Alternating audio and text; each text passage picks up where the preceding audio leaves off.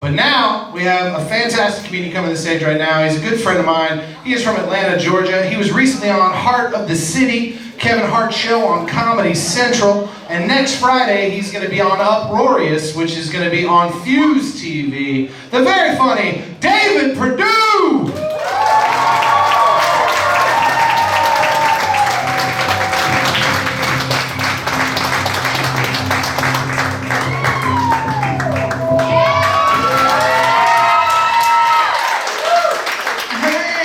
How's everybody doing? Y'all good? Yeah. Okay, cool.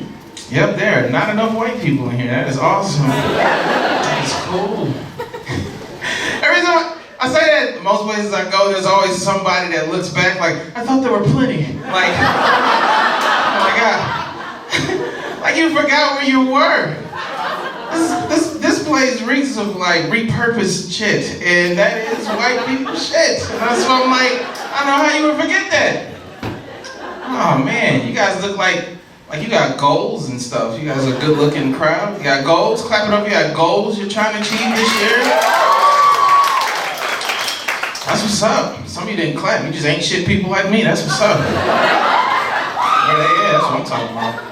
I don't have any goals this year, guys. I don't have any goals this year. But not because I ain't shit. I don't have any goals because I actually achieved all of my goals last year. Anybody else had that? Anybody else had that issue? You did everything in 1 year, and I don't know what to do with myself now. Some of you look real confused. Like, what did you do, young man, in 1 year? Some of you look like I'm too young to have achieved all my goals. I'll have you know I'm 48 years old. I can achieve all my goals at once. I'm just playing. I'm 21. I'm 21. No, I'm 29 actually. I'm 29. Look at the white people in front like, stop playing with us! Ah! You know we don't know! No, I achieved all my goals last year. I'll tell you my goal. I had one goal when I started comedy. I only had one goal. And that goal was to be more beloved than Bill Cosby. And man, was last year a good year for me, right? Like, I'm just up there minding my business, watching TV. I'm like, oh, snap, I might get it. And I did. I got it. So I'm happy to be here, man. You guys are a good-looking crowd. Give it up for yourselves, being good-looking people. Some of you didn't clap. Where's the confidence? Come on now, I can see you. I can see. I used to just say that. I just got glasses, so I used to just say that. Like, you're a good-looking crowd. I was just making that shit up. But now, I can see y'all like attractive people, man. These glasses, I love having my glasses, man. I can see people's HD. Is this what you guys been dealing with the whole time? It's pretty awesome. I like my glasses now because like they enhance my superpowers. No, I can't see through shit. When I say superpowers, what I mean is like I have a very safe face, and that's a superpower. You know what I mean? I have what I like to call an Oprah face. I have an Oprah face. Which means that like white women want to pinch my cheek and read books with me, and black people like, I don't know what it is about him, but I respect him. I respect him. I respect what he's about. He stands for something. No, I do have a very safe face. Like, here's how safe I found my face to be, right? One time I was doing a show in Savannah, Georgia. Has anybody ever had to drive that area? Savannah, Georgia? If you did, you wouldn't clap like that. Like, the destination is fine, but to get there, you gotta pass at least, I don't know, 7, 8 million Confederate flags. And that is that's just not my group of people. You know what I mean? That's just, those are my friends. So, on the way to Savannah, I had to stop and get gas. And it was one of those gas stations where like people always die at. You know what I mean? I was looking around like, this is it. But I was on E and I had to get it. And this is when I realized how safe my face was. I went to this gas station, and I'm walking around the gas station. There's an older white woman at the gas station. She starts following me around the gas station, right? And I've been followed. I'm a black man in America. I've been followed to better places than that. Like, I didn't care about it, right? And she's following me around, and I get to the counter. I just pay for my Slim Jim and my gas and cash. And then she just goes, look here, I don't want to be rude or anything, but I got a granddaughter about your age. She'd be real good for you. And I was like, whoa! Whoa! Did my face just kind of cure racism a little bit? Like, is that how safe my face is? She was just rather just give up a granddaughter to a stranger because I had that safe of a face. I don't know what the hell was going on. I felt like she looked at me, she was like, man, I put you with my granddaughter. I think we can get an Obama out of this. And this is weird. I don't know, this is weird. I can only imagine going back to that same gas station with these glasses, because everybody knows glasses make you even safer, right? Can you imagine if I went back to that gas station with these glasses? I could probably just open mouth kiss that woman and they'd be like, he's the mayor now. He runs this whole town. We love everything about him. He's great. He's great. I don't know, I got a cool ass haircut to come out here. You guys like my haircut? Dude, it's the only haircut I ever got that got a round of applause, so I'm gonna keep it. I'm gonna keep it forever. My homeboy said something very weird to me about my haircut, and to give you an idea like who this homeboy is, right? One time I told him I was performing in Huntsville, and he was just like, yo, Huntsville, like, you perform in front of like a lot of white people, huh? And I was like, I don't know, man, sometimes. And then he was like, how do you make white people laugh? Like it's some kind of code that I crack every time. So I told him the truth. I was like, man, it's really easy for me to get white people to laugh. What I like to do before I go on stage is just tickle each and every one of them. And I was like, it works every time. He was like, word? And I was like, oh, you're so stupid. Why are you so stupid? Can't be my friend anymore. This same homeboy said this to me about my haircut, right? He just goes, dog, I like your haircut, but like, aren't you afraid to have a cool ass haircut like that? And I was like, I didn't even know people were afraid of haircuts. Like, there's so many other things to be afraid of. Why am I just learning about haircuts? And he was like, no, I'm saying, like, aren't you afraid that like with that cool ass haircut, that like white people are gonna pet you? That's weird, right? That's very weird. But then I started to remember I have a lot of African American women friends who have these horror stories about their co-workers. See, this one right here, she's like, she know. Have these horror stories about their co-workers touching their hair and stuff like that. And so I kind of understood where he was coming from. So, you know what I mean? So what I'm saying is, here's what I'm here to say, guys, tonight. I'm here to say, anybody in this crowd, is there any of you white people want to pet me after the show? Go for it. No, go for it. Go for it. Go for it. Like, I understand I'm very adorable. You know what I mean? I get it. Also, I put coconut oil in my hair. I smell like a birthday cake. Like, I get it. I get it. I also say pet me because what I've learned in my little time on this earth is that white people will protect shit that they can pet. So, I'm just trying to be safe. I just want to be safe. That's all I want.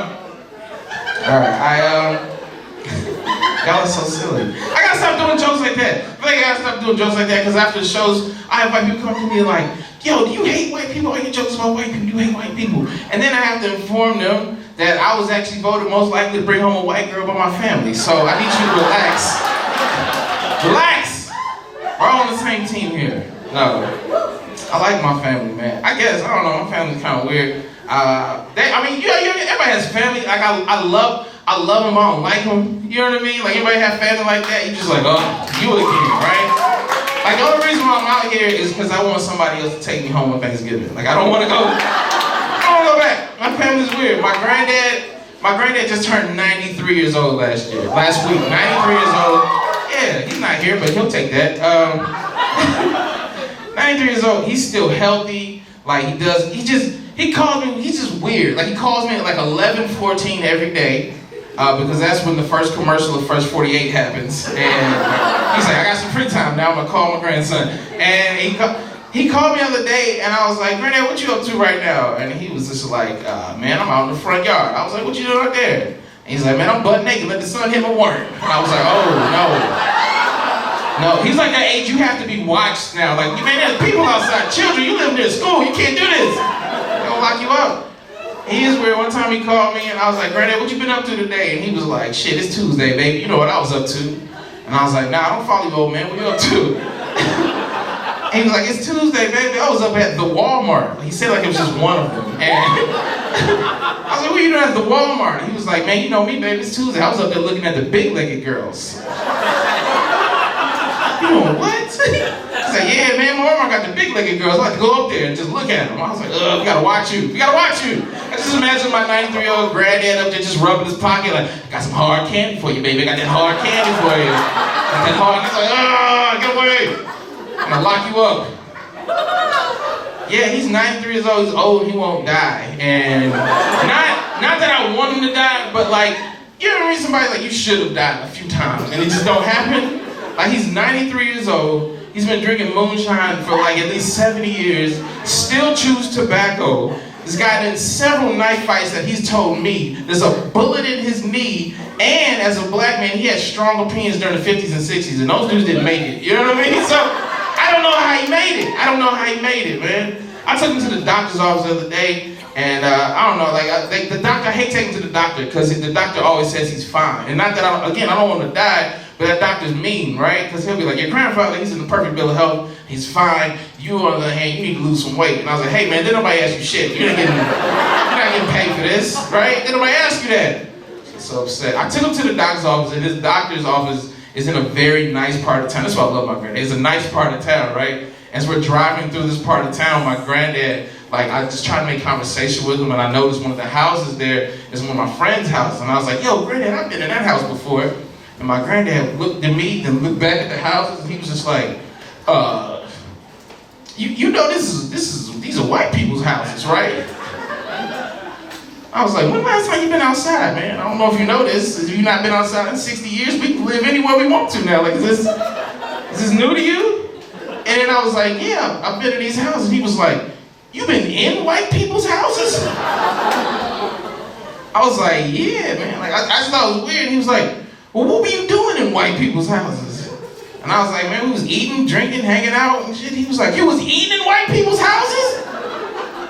I was like, yeah. And he goes, like, what was the food like? And I was like, pretty much what we have, but it don't taste good for them white. Like, for whatever reason, there's no salt anymore. They don't want salt. I'm just playing. Some of y'all like, we cook with salt, and I got you. He just couldn't believe that I've been in white people's houses. I called my mom, I thought that was weird. And I was like, Mom, Granddad can't believe I've been in white people's houses. And I was telling her, and she was like, you've been in white people's houses? I was like, I asked my dad, I was like, Pop, have you ever been in white people's houses? He was like, man, one time I got to the foot of the door, but I looked in, I didn't go in. And that's when I realized I was like second generation of my family to go to college, but first generation to go into white people's houses. It's a very weird thing to recognize. I don't know. I'm about to get her on this. I will say, I do like you guys. I like you guys more than my own family. I really do. Like, y'all are a good crowd.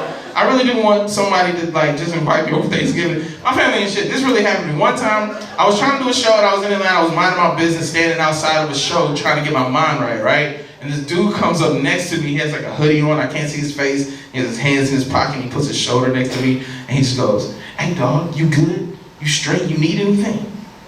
When you hear that, what do you guys think? Okay, this side knows how to party. Everybody else is like, he's a cop, don't trust him. I like y'all. Drugs, right? I look up, it's my cousin trying to sell me weed. And when I say cousin, I mean like blood cousin. I mean like his daddy is my uncle. You know what I mean? Not that play cousin black people. You know what I mean? Like real blood. We took showers together and shit. Right? And I'm like, Marco DeShawn, what the hell are you doing trying to sell me weed right now? He was like, oh shit, my bad cuz, I ain't even recognize you. I was like, Marco DeShawn Reed, we're 3 blocks from my granddaddy's house, Marco DeShawn Reed. Marco DeShawn Reed, you just got out of prison for this bullshit, Marco DeShawn Reed. Marco DeShawn Reed, you got 3 kids on me you taking care of instead of some of this bullshit, Reed, Marco DeShawn Reed. Get your life together, Marco DeShawn Reed. I hate you, Marco DeShawn Reed. Some of you are very confused, like, why is he saying his whole name in this joke so much? I'll tell you why. Back in 2006, Marco DeShawn Reed was pulled over by Fulton County Police with a whole bunch of cocaine in his possession. And when the police asked him what his name was, he told them David Joseph Perdue. And that is my name. So, I don't give a damn if y'all know who Marco DeShawn Reed is. Matter of fact, I hope y'all all find him on Facebook, tell him I'm in Huntsville, Alabama, talking that shit about him. Fuck him and everything he stands for. Somebody please take me home for Thanksgiving. I'm tired of my family. God damn.